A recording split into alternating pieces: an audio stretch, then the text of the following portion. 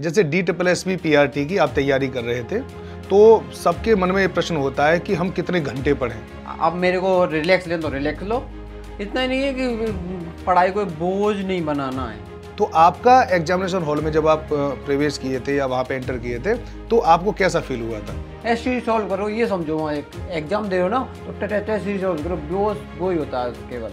अच्छा, जो इस समय पर DSSB PRT की तैयारी करने वाले हैं, जो एस्पिरेंट हैं, जिन्होंने फॉर्म भी भर दिया है, अगर उनको आप कोई संदेश देना चाहें तो संदेश दे सकते हैं कि किस तरह से तैयारी शुरू करें, कब से करें, कितने घंटे पढ़ें। हेलो नमस्कार, आप सभी लोगों का स्वागत है। मैं हूं राज राणा और आप हैं टेस्ट बुक के प्लेटफॉर्म पर। सफलता के लिए क्या आवश्यक होता है? अगर आपने DSSB PRT के लिए अगर आपने आवेदन प्रक्रिया में भाग ले लिया है, तो आपको बहुत ज़्यादा जरूरी है कुछ ऐसे लोगों की जो DSSB PRT में पहले से ही सिलेक्टेड हैं। वो आप लोगों को गाइड करेंगे, आपके हर एक सवाल जो आपके मन में उत्पन्न हो रहे हैं, उन सवालों का जवाब देंगे। इसी क्रम में मैं आपके साथ मिलाने लाया हूं लक्ष्मण तिवारी जी को, जिनका अगर रैंक की बात करें तो रैंक काफ़ी अच्छी है। नंबर उनके 167 के आसपास हैं और इस समय पर वो पोस्टेड हैं, पढ़ा रहे हैं। तो आइए मैं स्वागत करता हूं पहले लक्ष्मण तिवारी जी का। नमस्कार। आप बताइए कैसे हैं आप? बहुत अच्छा सर। मैं तो सबसे पहले लक्ष्मण तिवारी जी, आप अपने बारे में थोड़ा सा बताइए कि आपकी किस प्रकार से जर्नी रही है DSSB PRT की। सर मेरा नाम लक्ष्मण तिवारी है। मैं यूपी में मथुरा डिस्ट्रिक्ट गोवर्धन खींच कर रहने वाला हूँ, गाँव का रहने वाला हूँ सर। अच्छा, मथुरा के रहने वाले हैं, श्री कृष्ण जी की नगरी है ना? ओके, हाँ बताइए सर। मैंने अपना 2016 में ग्रेजुएशन किया था। उसके बाद मैंने अपनी तैयारी की थी, CGL की तैयारी में लगा हुआ था सर। मैं CGL तैयारी की थी तो मेरा 2018 में मेरा हो गया था सिलेक्शन। मैंने प्री दिया, प्री में हो गया, मेन हो गया, मेन हो गया। उसके बाद मेरा मेडिकल था, उसमें मेरे को अनफिट बाहर निकाल दिया। फिर मैंने 19 में दोबारा दिया, 19 में भी मेरा हो गया, दोनों एग्ज़ाम क्लियर हो गए। फिर वो मेडिकल में मेरे को बाहर कर दिया। मेरे अंदर ये होने लगा, पता नहीं क्या होगा, मेडिकल ही फिट नहीं है तो क्या अब। लेकिन मेरे को ये था कि मेरे को जाना CGL में, मेरी जॉब CGL के लिए मैं ज़्यादा। फिर लेकिन कुछ प्रॉब्लम होती है तो मैंने अपना DLED डाल दिया। मैं चलो कुछ तो करते हैं, कुछ तो DLED में डाल दिया। लेकिन मैं तैयारी करता रहा ऐसे। अब ये सोशल मीडिया है, यूट्यूब से मैंने ऐसे सर्च कर रहा था। आपके एक वो था टेक्स्ट बुक का हुआ रहा था, उसमें मैंने देखा था एक सर थे, नाम तो पता नहीं मेरे क्या था, वो एक मॉक टेस्ट करा रहे थे, बहुत अच्छा मॉक टेस्ट करा रहे थे। मैंने वो, उसका कोई चार्ज नहीं था, फ्री में था केवल। मैं वो ऐसे ही देखता रहा, एक दिन देखा, 2 दिन देखा, वो उनका कंटिन्यूस था, यानी कि ऐसे शाम को 4 बजे समथिंग डेली आता था उनका वो। डेली मेरे को 1 दिन, 2 दिन, 3 दिन जैसे मैंने देखा, इतना नॉलेजफुल था वो, मेरे को अंदर से बढ़िया अच्छा लगा था। यानी कि वो ऐसे नहीं था कि केवल एक ही उसके लिए था, पोस्ट के लिए। कोई कैसा भी एग्जाम दो, सबके लिए यूजफुल था, बढ़िया अच्छा था। और यानी कि वो डेली आता है, वो डेली था। अब पता नहीं, अब मैंने, अब तो मैं बहुत दिन हो गए छोड़े, तो शायद जॉब लग गई, अब क्या तैयारी में लगी हुए हैं। तो आपके सिलेक्शन में टेक्स्ट बुक का बहुत बड़ा हाथ रहा है बहुत। ना? मैंने ये बोला, मैं तो, और कोई चार्ज भी नहीं, मैंने कोई इसको कोई चार्ज भी नहीं दिया। वैसे यूट्यूब से ही मैंने इनसे, ये बहुत सारी वो आती हैं, बहुत सारी वो वैसे देते हैं, क्लासें आती हैं वैसे ही, फ्री में आती हैं, कोई वो नहीं लेते हैं उनका चार्जिंग। नहीं, टेक्स्ट बुक इस बात का ध्यान रखता है, अफोर्डेबल जो कोचिंग है ना, उसके लिए जाना भी जाता है, टेस्ट भी है, लाइव क्लास भी होती है, सभी कुछ होता है। तो आपने टेक्स्ट बुक की लाइव क्लास कभी ली है? और मैंने इसमें DSSB के लिए तो मैंने सीरीज भी ली थी। वो इसमें क्या होता है सर, DSSB में इसमें 2 पार्ट होते हैं, एक साइकोलॉजी और एक 5 सब्जेक्ट होते हैं। वो 5 सब्जेक्ट तो इतनी नॉर्मली होते हैं, सभी कर लेते हैं, वो तैयारी करते हैं। लेकिन मेन पार्ट होता है साइकोलॉजी का, और उसमें स्पीड भी निकालना होता है। 100 क्वेश्चन 1 घंटा, 1 घंटे में 100 क्वेश्चन करने होते हैं, और वो भी स्पीड निकालने होते हैं, ऐसे नहीं करने।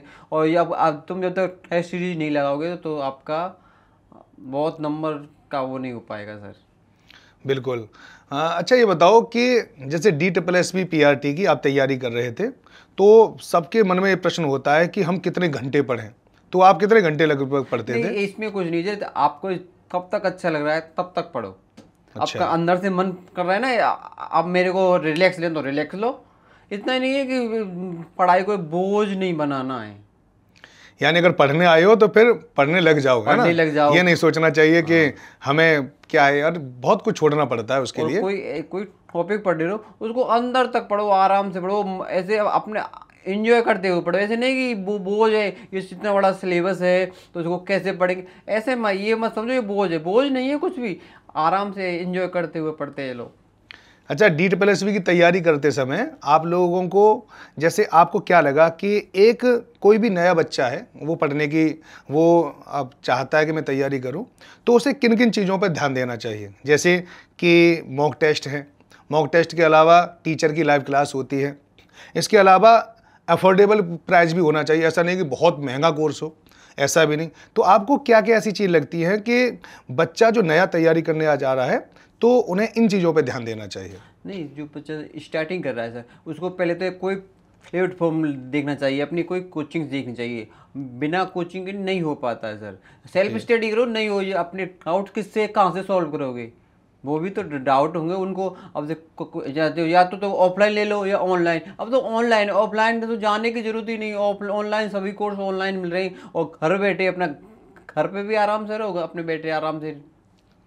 बिल्कुल, ऑनलाइन का एक फ़ायदा होता है कि जनरली क्या है कि हम कहीं जाते हैं कोचिंग के लिए तो वहाँ पे टाइम भी लगता है, जो बीच में जो टाइम लगता है, ट्रैवल का टाइम लगता है, लौटने का टाइम मिलता है, हाँ निकलता है उसमें। इसके अलावा तैयार होने में टाइम लगता है, ये वाला टाइम काफ़ी बच जाता है।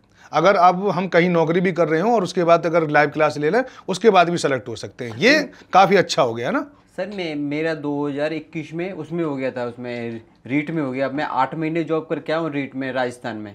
मैंने वहीं से मैं अब जॉब करता था, मैं टेक्स्ट बुक की वो टेस्ट सीरीज सॉल्व करता हूँ, वहीं स्कूल चला जाता, स्कूल से आके स्कूल में मैं 8 महीने के जॉब करने के बाद तब मेरा यहाँ सिलेक्शन हुआ है DSSB में। बिल्कुल सही बता रहे हो आप कि अगर हम तैयारी करना चाह रहे हैं तो कम से कम हमारे पास एक टेस्ट सीरीज जरूर होनी चाहिए, और टीचर के से साथ हमारा इंटरेक्शन भी होना चाहिए कि टीचर से हम बातचीत कर पाएँ। इसके अलावा लाइव क्लास, जैसे आप लोगों ने, आपने भी बहुत सारी लाइव क्लासेस ली होंगी, है ना, और टेस्ट सीरीज आपने ली है। तो पता है, इसी तरह से टेक्स्ट बुक सुपर कोचिंग ने एक नया इनिशिएटिव भी लिया है, टेक्स्ट बुक सुपर पास लाइव। अब पता है, कोई भी स्टूडेंट अगर तैयारी करना चाहे, जैसे कोई बहुत सारे, जैसे आपने मथुरा का बताया, वहाँ मथुरा में भी बहुत सारी ऐसी जगह है जहाँ बच्चा पैसे की कमी की वजह से कहीं ज्वाइन नहीं कर पाता, अपने सपने पूरे नहीं कर पाता। तो उसके लिए बस अफोर्डेबल प्राइस मात्र 5 रुपये में शुरू हो जाती है। 5 रुपये में 350 से ज़्यादा एग्जाम की तैयारी कर सकते हैं, चाहे आप DSSB की तैयारी करें, चाहे आप KVS की तैयारी करें, चाहे NVS की तैयारी करें, सब सिर्फ 5 रुपये से तैयारी स्टार्ट हो जाती है। क्योंकि हम जब स्टूडेंट से बात करते हैं, सेलेक्टेड स्टूडेंट से बात करते हैं, जैसे हम आपसे बात कर रहे हैं, और भी हमने बहुत सारे स्टूडेंट से बात की है, और तो उन्होंने जो बताया कि ये हर्डल आते हैं, ये बहुत सारे हर्डल हैं, उनको दूर करने के लिए टेक्स्ट बुक इस पर काम करता है। तो चलिए, तो ये तो बात हो गई आपकी। अब इसके अलावा लाइव क्लास जो है ना, तो लाइव क्लास में आपका इंटरेक्शन रहा होगा, तो थोड़ा सा बता सकते हैं कि आपने लाइव क्लास ली थी कि नहीं ली थी टेक्स्ट बुक सुपर कोचिंग? ये आपकी क्लास ली में यूट्यूब पे लाइव क्लास चलती, इतनी अच्छी होती है। कोई कमेंट्स डालो, कोई नहीं समझे कमेंट, तुरंत तो क्या है, टीचर उसको पकड़ लेता है, ये आप ही कमेंट दे। और मैंने देखा बहुत सारी क्लासेस चलती हैं और भी चलती रहती हैं, लेकिन कोई कितनी भी कमेंट डाल दो, फिर ऐसा होता है सर, आपकी क्लास है, आपने आपकी आगे वो रिकॉर्ड होगी, रिकॉर्डिंग के बाद भी आपके यहाँ पे ऐसे हम वो कोई कमेंट डालते हैं, उसका रिप्लाई आ जाता है हमारे पास। बिल्कुल, इंटरेक्शन होना बहुत जरूरी होता है। मेरे को बहुत अच्छा लगा था वो, क्योंकि बहुत सारे बच्चे होते हैं, उन्हें लगता है कि हम तो लाइव क्लास देख रहे हैं, बट कि टीचर तो बस पढ़ाता जा रहा है और हमारे कमेंट के तो आंसर ही दे रहा है। सारे कमेंट देखता है और उनका रिप्लाई भी देता है। अच्छा, चलिए, इसका अच्छा एक्सपीरियंस रहा आपके साथ। अच्छा, ये बताइए कि जैसे आपने पेपर दिए, तो पेपर में आपने बताया कि SSC की आपने तैयारी करी थी, तो SSC की तैयारी का आपको थोड़ा बेनिफिट मिला होगा आपके पेपर फर्स्ट में। तो जैसे आपने GK GS की तैयारी करी, तो कितने क्वेश्चन करके आए थे SSC में सर? जी नहीं, जो DSSB PRT में। सर मैंने क्वेश्चन तो किए 180 क्वेश्चन किए थे। अच्छा, टोटल? यस सर, यानी कि कुछ दिन वैसे नेगेटिव मार्किंग वगैरह से मैंने नहीं किया, इतना ही हो पाए थे। इतना टाइम भी नहीं होता सर, टाइम निकल जाता है, वो टाइम भी मैनेज करना होता है। 2 घंटे होते हैं, 2 घंटे में कितना मैनेज करोगे, और 200 क्वेश्चन होते हैं सर। बिल्कुल, टाइम मैनेजमेंट तो बहुत बड़ी चीज़ है, और जब हम टेस्ट देते हैं ना और टीचर से जब पढ़ते हैं तो बहुत सारा टाइम मैनेजमेंट हम आराम से कर सकते हैं। अच्छा, एक चीज़ और बताओ कि जैसे आप एग्जामिनेशन हॉल में गए, वहाँ पर आपको पता है कि बड़ी टेंसनेबल सिचुएशन होती है। बच्चा क्लास से पहले, एग्ज़ाम से पहले बहुत सारी चीज़ें पढ़ता रहता है। तो आपका एग्जामिनेशन हॉल में जब आप प्रवेश किए थे या वहाँ पे एंटर किए थे, तो आपको कैसा फील हुआ था? नहीं सर, उसमें तो वैसा कोई नहीं स्ट्रेस, कोई डर तो नहीं लगा था? नहीं डर तो कुछ नहीं। जब तुम टेस्ट ही लगाते हो ना, टेस्ट ही लगाते हो, मेन सारा वो तो वहाँ निकल जाता है। वहाँ तो ऐसा समझो अंदर जा रहे हो तुम, केवल टेस्ट ही सॉल्व करो, ये समझो। वहाँ एक एग्जाम दे रहे हो ना तो टेस्ट ही सॉल्व करो, वो ही होता है केवल।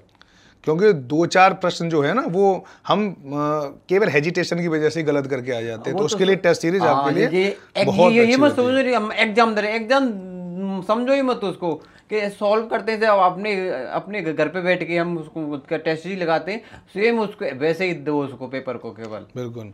अच्छा, जो इस समय पर DSSP PRT की तैयारी करने वाले हैं, जो एस्पिरेंट हैं, जिन्होंने फॉर्म भी भर दिया है, अगर उनको आप कोई संदेश देना चाहें तो संदेश दे सकते हैं कि किस तरह से तैयारी शुरू करें, कब से करें, कितने घंटे पढ़ें, कैसे टाइम मैनेजमेंट करें, तो ऐसी चीज़ें आप बता सकते हैं। देखो सर, जो अभी स्टार्ट कर रहे हो तैयारी का, पहले तो अपना वो देखो, सिलेबस देखो क्या सिलेबस है आपका।